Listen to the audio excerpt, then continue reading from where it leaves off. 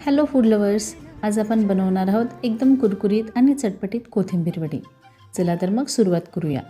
सर्वात आधी ताजी कोथिंबीर घेऊ. त्यात बाजरीचं पीठ, डाळीचं पीठ, मीठ, हिरवी मिरची, लसूण आणि जिऱ्याचं वाटण घालू.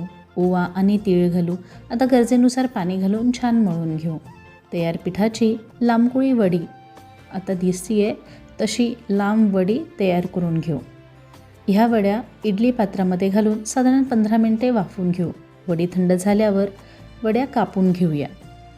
सर्व वड्या कापून झाल्या की एकीकडे तेल गरम करायला ठेवू.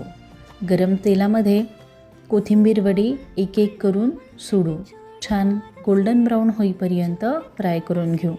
गॅसची फ्लेम आपण मीडियम टू हाय फ्लेम ठेवूया. अशा प्रकारे छान गोल्डन क्रिस्पी होईपर्यंत वडी तळून घेऊ.